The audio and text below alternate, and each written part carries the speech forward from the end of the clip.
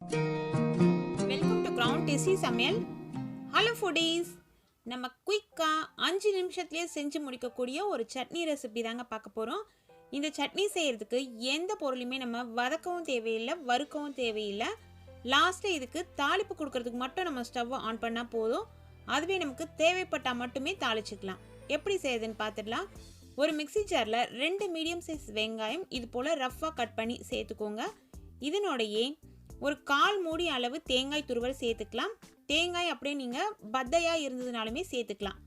அதற்கு அடுத்தது ஒரு காஞ்ச மிளகாய், நீல மிளகாயாக இருந்தாலும் பரவாயில்ல, குண்டு மிளகாவாக இருந்தாலும் பரவாயில்ல சேர்த்துக்கிட்டு கலர் கொடுக்கறதுக்காக, காரம் குறைவாக கொடுக்கறதுக்காக 3 காஷ்மீரி சில்லியை இது போல் கிள்ளி சேர்த்துடலாம். இதனோடையே ஒரு மீடியம் சைஸ் நெல்லிக்காய் அளவு புளி சேர்த்துக்கலாம். புளி அதிக புளிப்பாக இருந்ததுன்னா குறைவாக சேர்த்துக்கோங்க. இதற்கு தேவையான அளவு உப்பு இதனோட சேர்த்துட்டு தண்ணி விடாமல் ஃபஸ்ட்டு கொரப்பாக அரைச்சி எடுத்துக்கலாம். இதனோடையே 1/2 டேபிள் ஸ்பூன் அளவு வெள்ளைத்தூள் சேர்க்கிறேன். நான் கூடுதல் இனிப்பு தேவைப்படுதுன்னா கூடுதலாக சேர்த்துக்கோங்க. சேர்த்துட்டு 1/4 டம்ளர் அளவு தண்ணி இதில் சேர்த்துடலாம். சேர்த்து இது போல் விழுதாக அரைச்சி எடுத்துக்கலாம். இந்த விழுது கொஞ்சம் கொரப்பாக இருந்ததுனா தான் சட்னி நல்லா டேஸ்ட்டாக இருக்கும். இப்போ ரெடி ஆகிடுச்சு. தாளிப்பு எப்படின்னு பார்த்துடலாம். ஒரு தாளிக்கிற கரண்டி வச்சுட்டு அதில் நமக்கு தேவையான அளவு எண்ணெய் சேர்த்துக்கலாம். நான் இன்றைக்கி 1/2 டேபிள் ஸ்பூன் அளவு எண்ணெய் சேர்த்துருக்கேன். இந்த எண்ணெய் லைட்டாக நல்லா சூடேறி வரட்டும். சூடேறின பிறகு 1/4 டேபிள் ஸ்பூன் அளவு கடுகு சேர்த்துடலாம். கடுகு நல்லா பொரியட்டும். கடுகு பொரிஞ்ச பிறகு 1/2 டேபிள் ஸ்பூன் அளவு உளுந்தம்பருப்பு சேர்த்துக்கலாம். உளுந்தம்பருப்பு சேர்த்த பிறகு லைட்டாக இது போல் கலந்து விட்டால் தான் எல்லா பக்கமும் நல்லா ஒரே மாதிரியாக வறுபட்டு வரும்.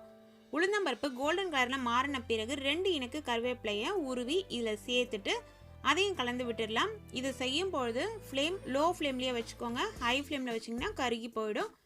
இப்போ நம்மளோட தாளிப்பு ரெடி ஆகிடுச்சு. இந்த தாளிப்பை எடுத்து நம்ம சட்னியில் சேர்த்துக்கலாம். இப்போ பர்ஃபெக்டான சூப்பரான வெங்காய சட்னி, அதாவது பச்சையான வெங்காய சட்னி நமக்கு ரெடி ஆகிடுச்சு. இந்த வெங்காய சட்னி இட்லி தோசைக்கெலாம் ஒரு சூப்பர் காம்பினேஷனுங்க. சாதாரணமாக செய்யும்பொழுது இது ஒரு 5 நிமிஷம் கூட ஆகாது.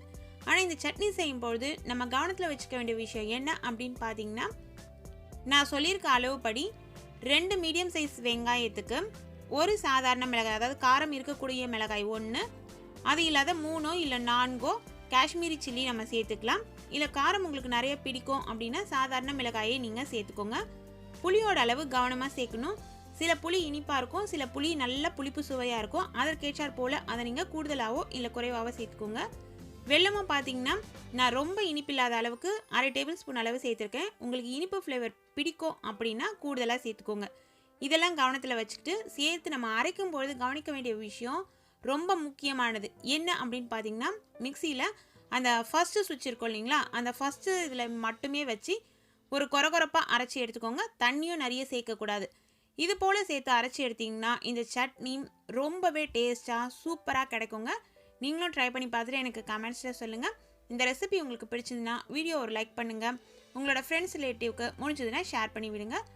நம்ம சேனலில் வர அப்லோட்ஸை உடனுக்குடனே நீங்கள் தெரிஞ்சுக்கணும்னு விருப்பப்பட்டீங்கன்னா சேனலை சப்ஸ்கிரைப் செஞ்சு பக்கத்தில் இருக்க பெல் ஐக்கான் ப்ரெஸ் பண்ணி வச்சுக்கோங்க. Thank you friends.